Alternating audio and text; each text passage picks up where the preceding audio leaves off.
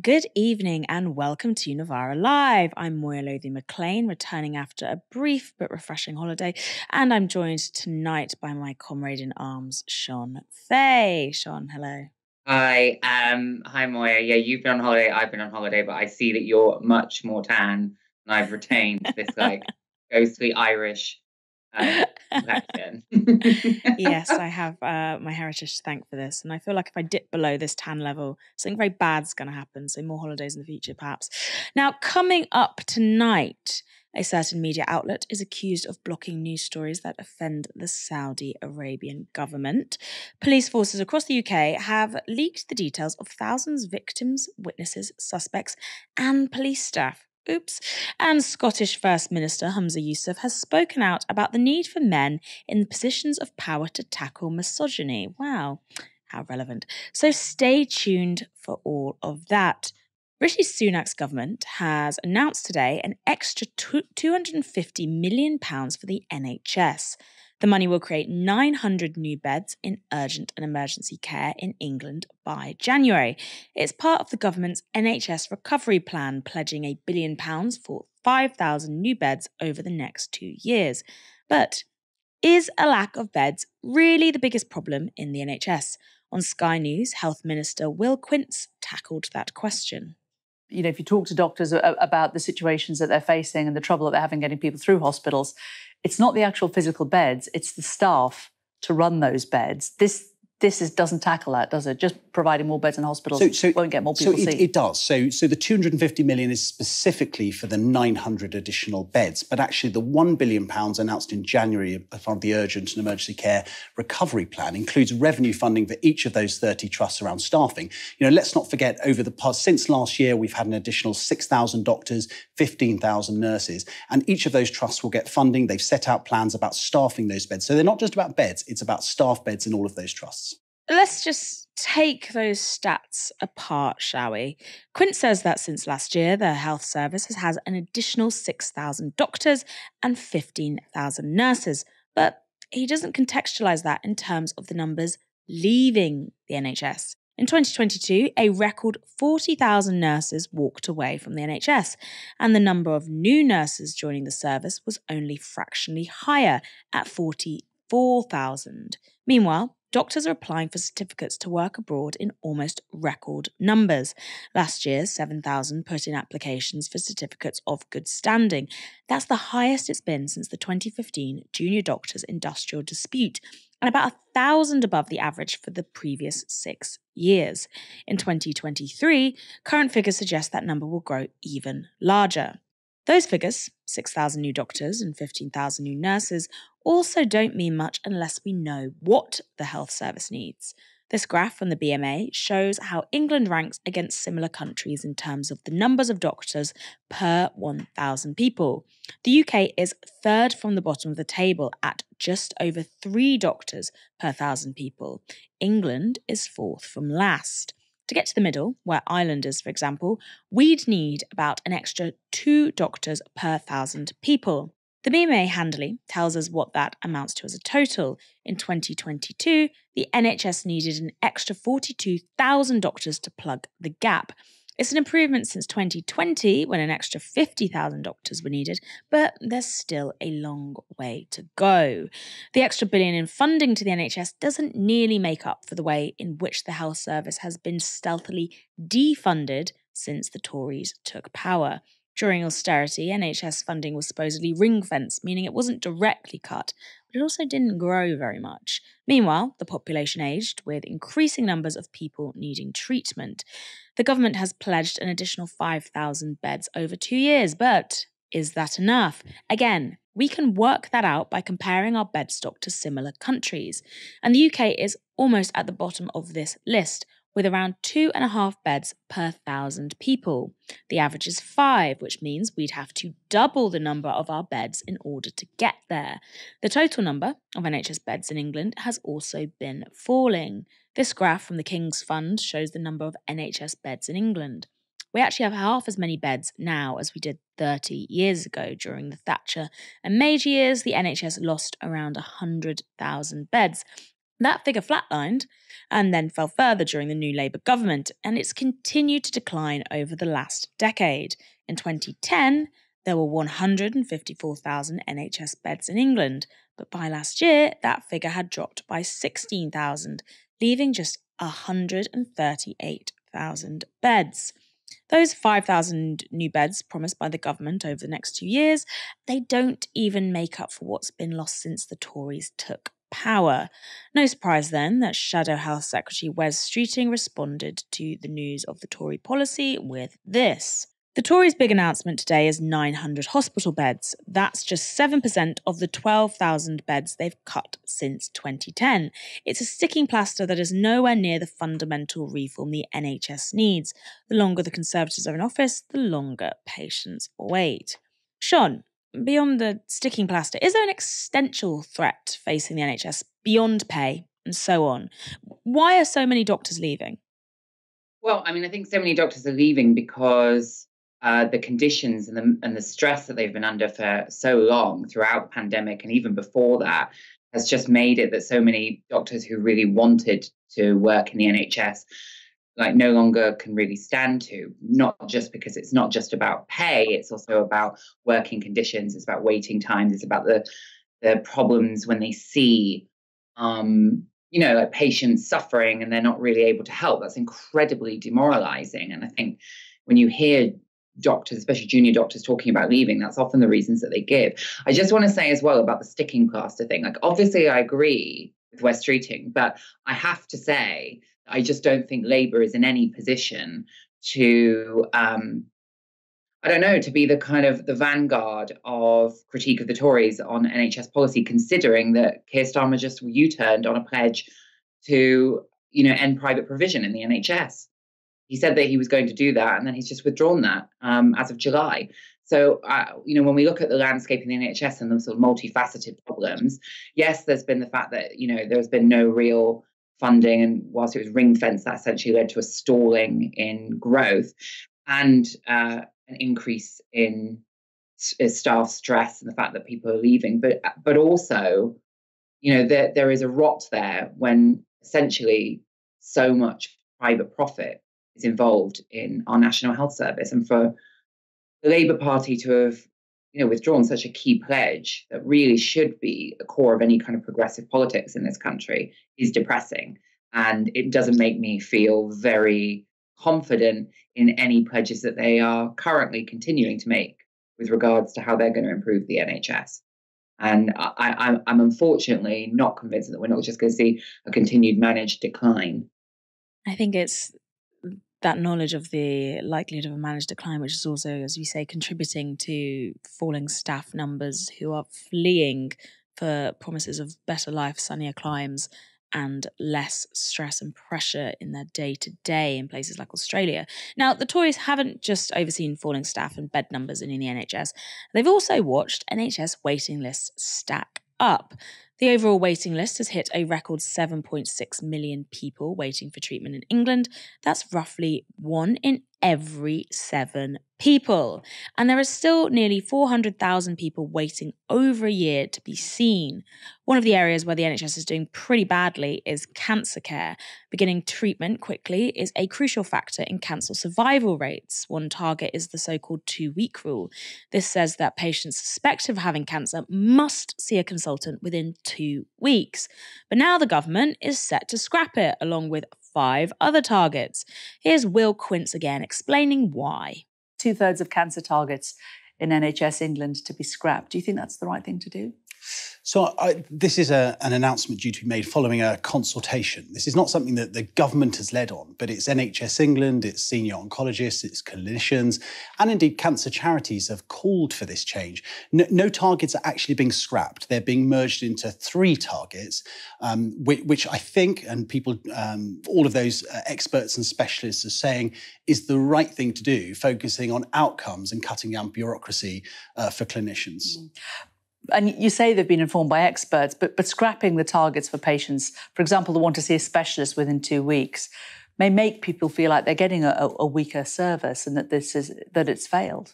I think NHS England and oncologists take a different view, and they actually think by moving to 3 targets, including the faster diagnosis standard, it means that actually people will get a faster diagnosis as a result. As I say, this is not something we're leading on, and actually this is something that the NHS in Wales did back in 2018. What Will Quince is referring to there is the 3 targets that remain a part of, as he pointed out, the faster diagnosis standard, which aims to speed up the time between a patient going to their GP and either getting a diagnosis or the all clear. And under the new rules, 75% of patients should have a result within 28 days. One of the targets that will be kept concerns the speed with which cancer treatment begins. At the moment, the NHS has a target of beginning treatment for 80% of cancer patients within 2 months of an urgent GP referral. That target hasn't been hit since 2015, and it hasn't come close to being met since 2018. In June, only 59% of patients were seen in that time frame. So, what difference will these changes in the targets make to patients' outcomes? Professor Patricia Price is a clinical oncologist at Imperial College London. On Radio 4's Today programme, she gave her assessment. I think everybody wants simpler targets, and that's easier for patients to understand. But we have no evidence that these changes, particularly in the diagnostic end, where they're actually weakening the targets, are actually going to have an effect. But in some ways, it isn't about this. The bottom line is changing the targets don't help patients unless we can treat patients better and quicker. And that means now increasing treatment capacity. So just changing targets, well, it may make a small change, we'll see. But we don't need small changes. We're in the biggest cancer crisis we have.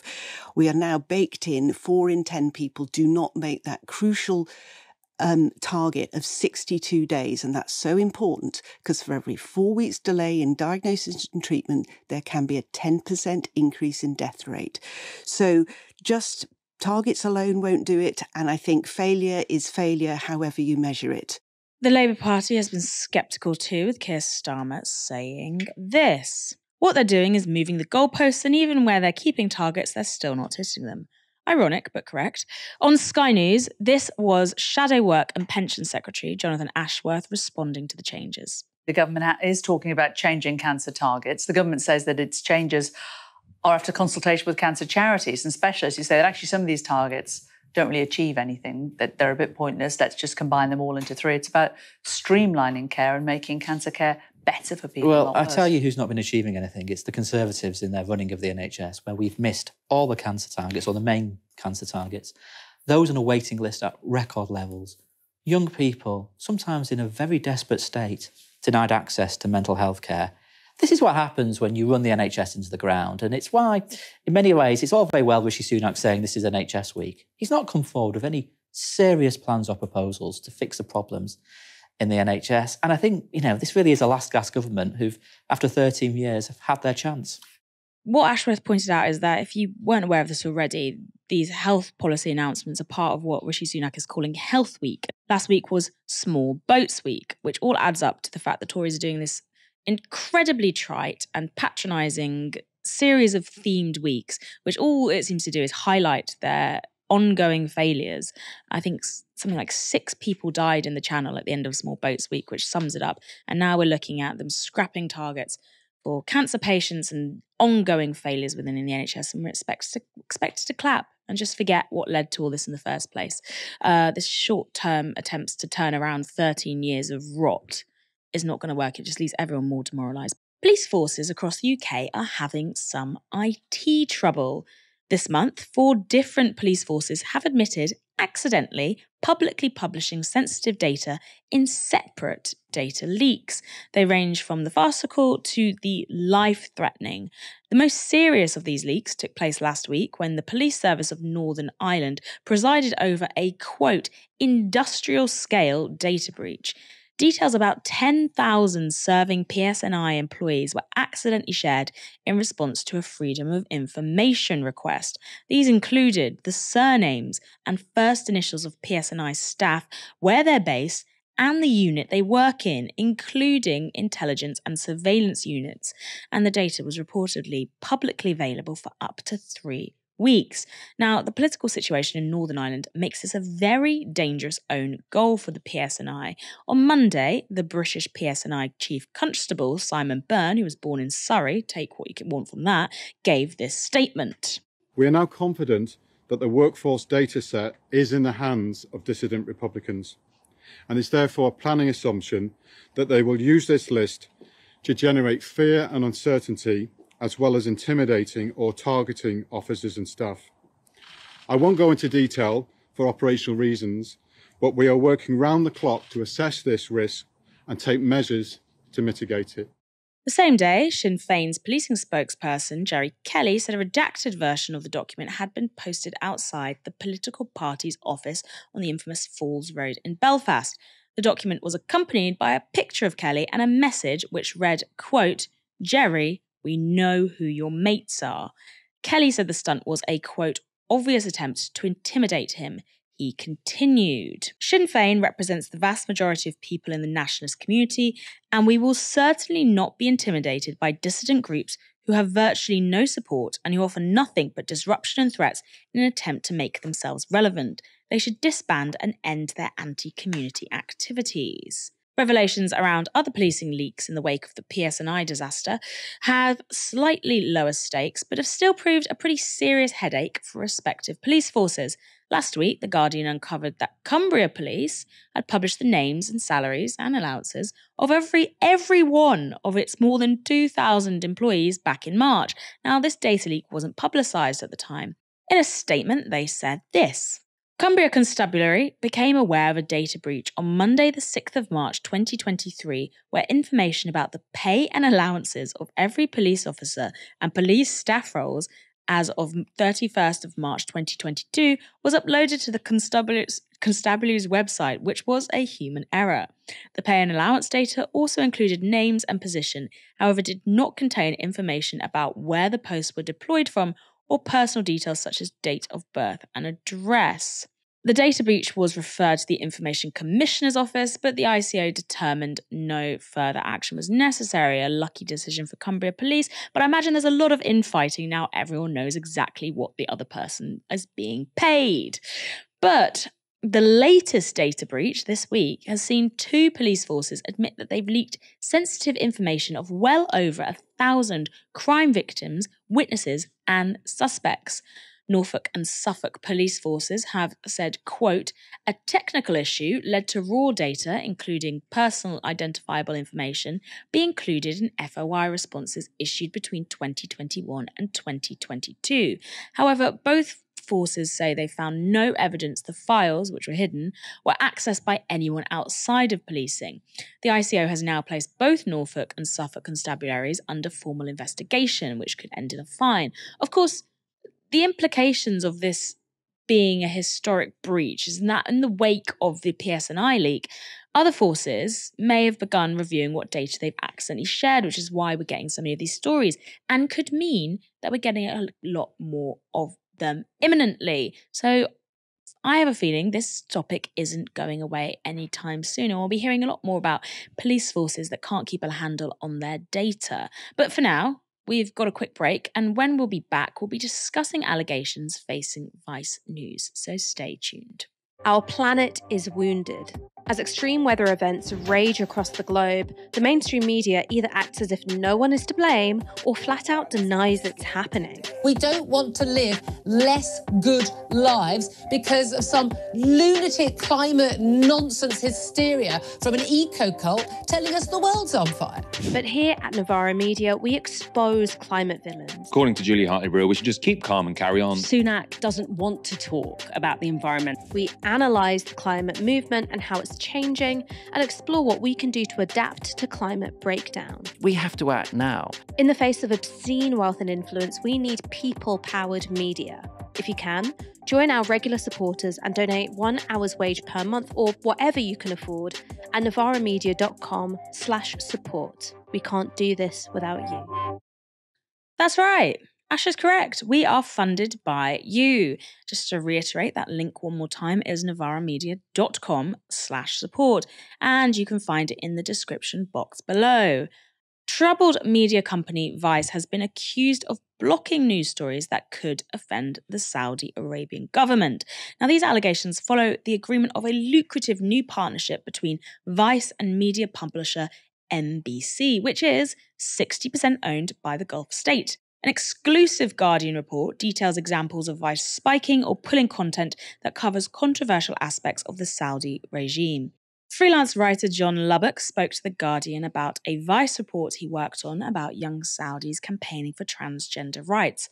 Lubbock says the piece was, quote, actively welcomed by Vice editors, but publication was then repeatedly postponed and cancelled last minute. Multiple Vice sources told The Guardian the article was pulled after an intervention by senior Vice staff, who thought it could endanger employees working in Saudi Arabia. Lubbock thinks this is only part of the story, though. He says this: I was told by editors there that the story was delayed because they had a team of people in Saudi Arabia, but this may not have been true or only part of the story. Bankruptcy has already affected the publication's reputation, but if they're now seen as shying away from difficult stories due to their ownership, it's really the final nail in the coffin of their countercultural image. I think the constant list of things that you can buy on vicenews.com is probably the final nail in the coffin of their countercultural image, but we won't quibble. In another example of self-censorship, a Vice World News film examining Saudi Crown Prince Mohammed bin Salman was deleted from the internet. Now, Vice sources who spoke to The Guardian said the removal was, quote, partly attributed to safety concerns regarding staff in Saudi Arabia. Note, only partly. Vice previously paused its work in Saudi Arabia after the murder of journalist Jamal Khashoggi, but in the wake of repeated financial problems, including bankruptcy, the company has expanded its relationship with the country. And in Vice's London office, a photograph of the Sarah Everard Memorial Protest has reportedly been removed and replaced by a giant map of Saudi Arabia by employees who are working on this joint venture. Vice is also receiving, quote, millions of dollars via its advertising subsidiary Virtue to promote Saudi Arabia internationally. The Vice partnership is part of Saudi Arabia's push into taking a leading role in global sports and culture. In the past few years, the country has managed to strong-arm its way into partially controlling elite golf. If you are not aware of its beef with the PGA, look it up. Very entertaining, but also demoralising. It's also bought the Premier League team Newcastle United and has stirred up debate by bringing some of the world's top footballers and managers to its professional league. Shon, what does Vice's alliance with Saudi Arabia and its content censorship tell us about the fortunes of media? Nothing that we don't already know, and I'm sure that Novara Media are acutely aware of the landscape in which they're trying to operate and distinguish themselves. But I think the sort of increasing decline of media into advertorial, into kind of PR, rather than perhaps journalism or the independence that we associate with journalism, is something that we've been seeing across the board when it's not just turning into sort of content flip over by AI. The problem here is that, Vice has been in trouble for some time. And I suppose out of desperation, the company or the shareholders, they will be looking to continue to try and save the company financially. And in doing so, they've kind of lost the vision perhaps of it being a company that is for independent journalism. And of course, there is something really wrong if journalistic integrity is being interfered with, allegedly, based on commercial interests in any media organization. There's something very warped about a media landscape where the big actors, and Vice, is new media, but it is one of the larger, newer conglomerates, is that if we can't trust legacy media to be free from commercial interests, and we can't trust new media, it's a bit of a grim landscape. One argument I think lots of people make is that if you choose to be particularly outraged by Saudi interest in the media, then that's xenophobic because Rupert Murdoch is right there. What do you make of this? I feel like that's nonsense. I mean, that just feels like a whataboutery vibe, doesn't it? I mean, like, no. I mean, the question, like, actually, I think most people that would be somewhat alarmed by this, if it's true, are exactly the sort of people that me would be complaining about Rupert Murdoch all the time. I mean, I hate Rupert Murdoch and the Murdoch media. It's, obviously, I think there can be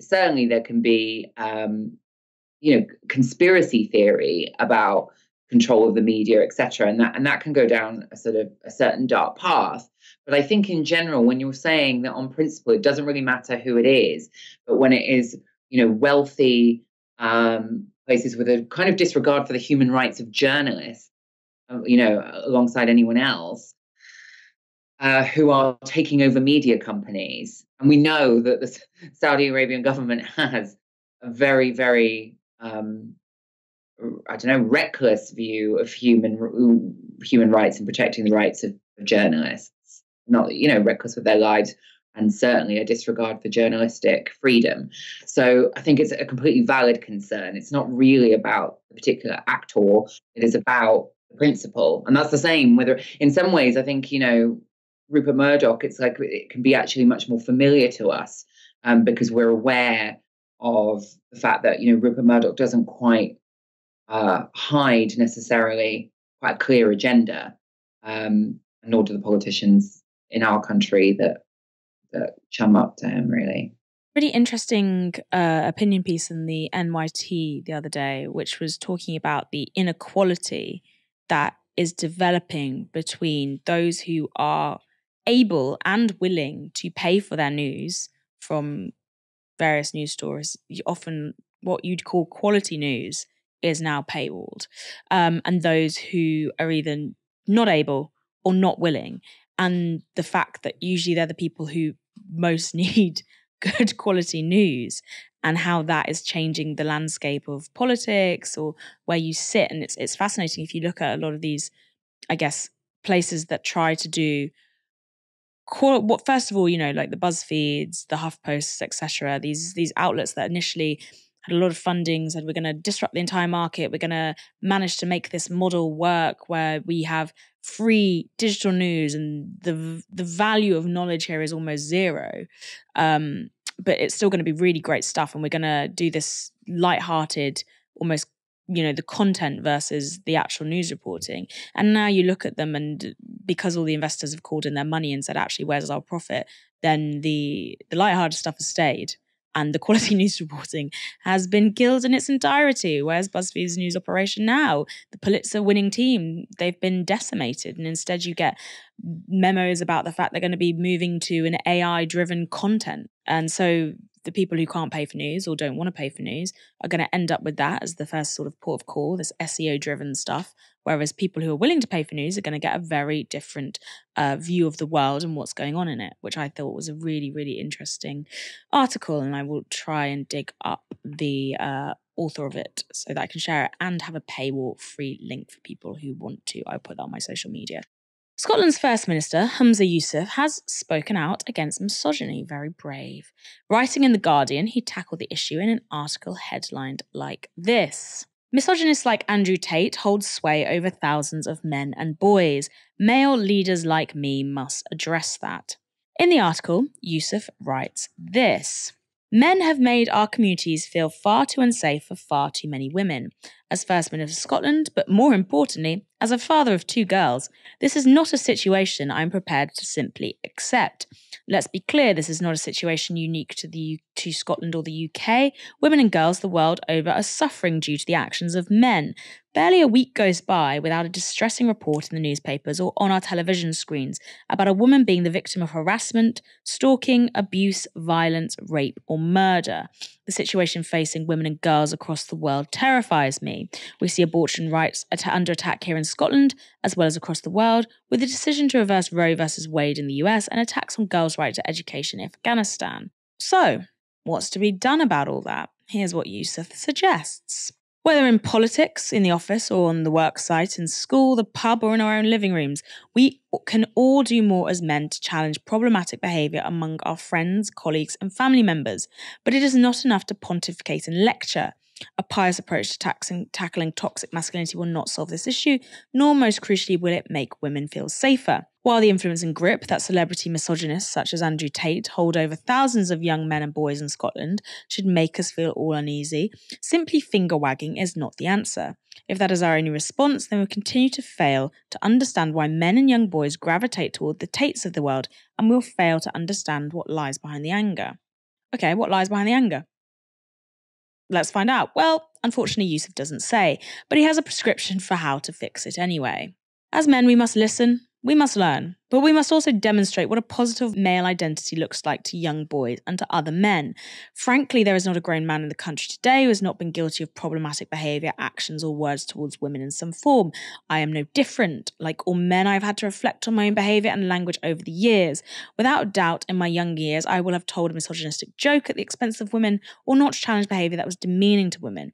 We must ask men to reflect, to be honest, and be willing to make the necessary changes in their attitudes and join a global movement of men who want to stand up and become positive role models for their sons, grandsons, nephews, friends, and colleagues. On the one hand, I guess great that Humza Yousaf is writing about misogyny openly, as he points out, one of those rare male leaders in the world. On the other, there is not one mention of patriarchy in this entire piece. Not one. A good start to tackling it, I think we can all agree. Shon, why is he calling it toxic masculinity? What did you make of that? It's a tough one, isn't it? Because in fairness, I do think I'm not one to love to congratulate men for just referencing misogyny, but I think I do think it's still a pretty rare intervention for someone that's at quite a senior political level. I think what we have to take stock of is that one of the things that I've always noticed in a lot of the work that I've done on issues of gender or gender-based violence is that we haven't ever quite alighted on the right way to actually speak to boys and men about this. And there is a difference between perhaps the language of feminism that is consciousness raising for women and girls. But I think what has always been sort of somewhat lacking, and we haven't, I don't think there's any school of feminism that has got this right, because we are still living in a hugely misogynistic culture, and particularly amongst young people. I think there is work to be done here, and I sort of want to applaud it. However, realistically, where is the policy pledges? Where is the concrete action? A kind of, admission or public confession that perhaps he told a sexist joke here and there when he's younger, is all well and good. But I think the time for kind of lip service to that has passed. And we need to be thinking about whether or not there is actually has there ever been a serious government action plan in any constituent nation of the UK to tackle misogyny amongst children and people in school, and I think there hasn't. And I would like to see a bit more steadfast sort of policy commitments in that regard. I think there are parts lacking too about where the anger comes from. Yes, patriarchy. I also think when you start to mention like misogynistic celebrities like Andrew Tate, there is a real lack of understanding, I think, about what the appeal of him is towards particularly young boys and men. A lot of his fans are teenagers. And I think that is a huge problem that probably is going to be quite uncomfortable for a lot of adults, because it's not as simple as just saying essentially a male child is just a misogynist and condemning him. You're going to have to understand the society that produces the kind of attitudes towards women that make someone like Andrew Tate attractive. And that is going to go much deeper and take generations. And so I would like to see something that's quite realistic about the scale of the task at hand. And I also think, we can't really just talk about misogyny as attitudes. We can't talk about misogyny as divorced from the fact that, when we talk about women's economic status, financial independence of women, particularly poorer women, particularly women who are reliant on, welfare benefits, single mothers, etc. We should judge a society by how it treats women at the margins and the poorest and most disadvantaged women. And so it's not just about misogyny as in really toxic attitudes and toxic masculinity. It's also a little bit of socialist feminism in there, that we need to talk about how we might liberate women economically. And I think, I'm not sure that SNP First Minister is that interested in that conversation. Yeah, I have another question for you, but I just wanted to say that I think someone like Andrew Tate, he tells young men they're worms. He tells them that they are nothing unless, and they will only be something if they begin to partake in the total domination of people around them, whether that's other men or that's women.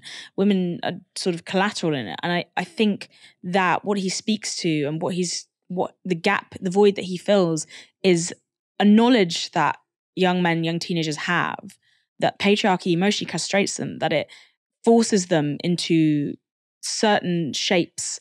And they know there's something wrong with this. They know that there's a spiritual void at the heart of patriarchy.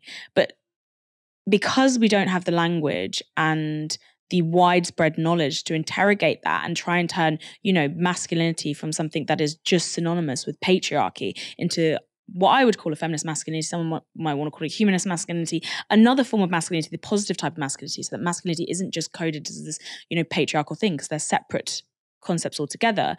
Instead of that, then we don't have the sort of widespread language of that, we don't have the widespread programs of that, we don't have the alternatives. So what people are given is this like really, I guess, militaristic, dominant, patriarchal form of masculinity. And Andrew Tate says, double down.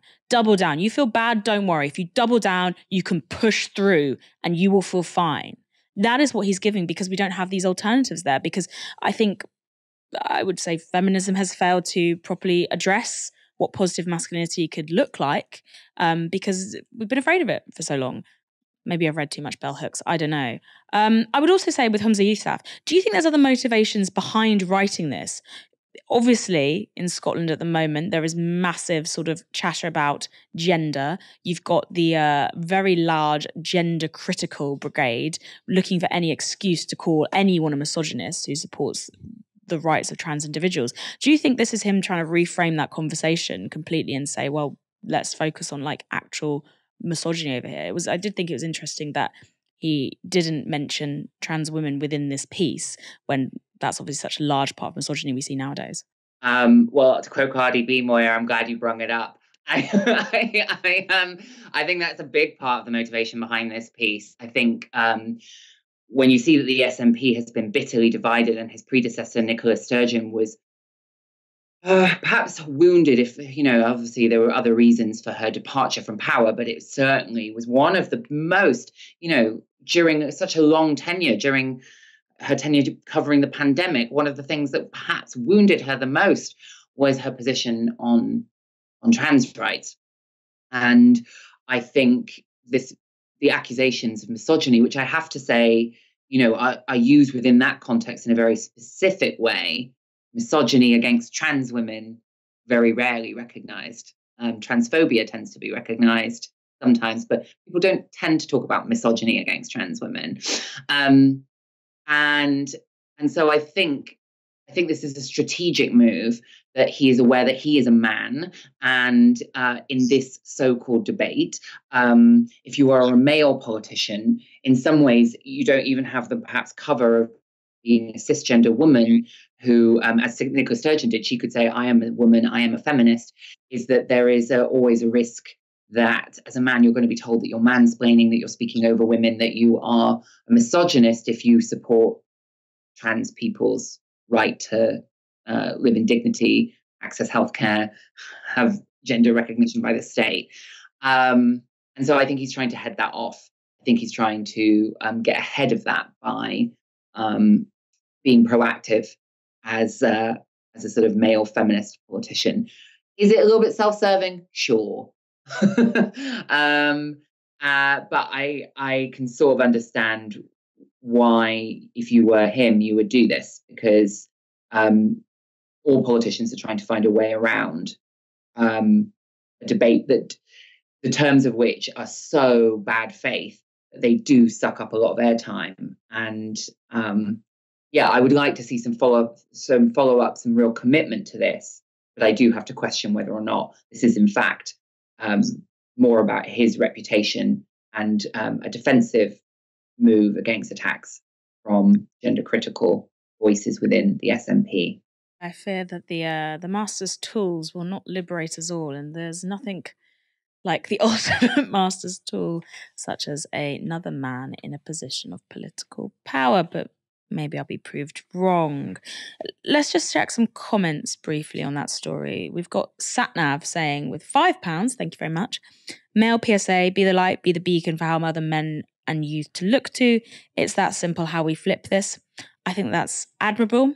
And thank you for the £5. I'm not sure it's going to be that simple. I think if we individualize this, then we're never going to get out. It has to be a concerted group effort. And we can all start by reading The Will to Change by Bell Hooks. That's an official recommendation. And in the YouTube chat, Shiny Warm says, I did loads of work on masculinity with young men back in the early 80s. We've actually gone backwards as youth work has been defunded and feminism demonized by the patriarchy. Never underestimate how much the lack of resources and cuts accelerates the worst aspects of things like patriarchy. It makes people smaller, meaner, more likely to enter what Hobbes, I guess, would call a state of war. And with this, you're always protecting your patch. The urge to dominate is all over, and patriarchy feeds off domination. And if you think it's just men that engage in patriarchy, it's not at all. Patriarchy would... well, it probably still would be upstanding, but patriarchy as a system is something that everybody is engaged in.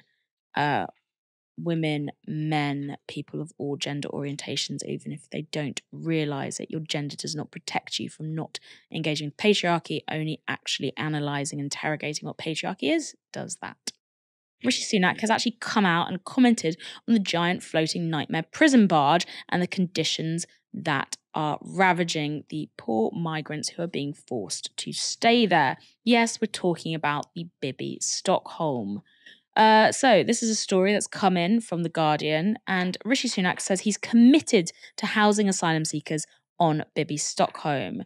He's insisted his government is committed to its controversial plans to house asylum seekers on a barge after a series of setbacks which have frustrated a flagship, pun clearly intended, stop the boats policy. So, in his first comments, as people were due to be housed on the Bibby Stockholm were removed from the vessel because traces of Legionella bacteria are found in the water supply, Sunak has argued the approach was fairer for the taxpayer than putting up asylum seekers in hotels.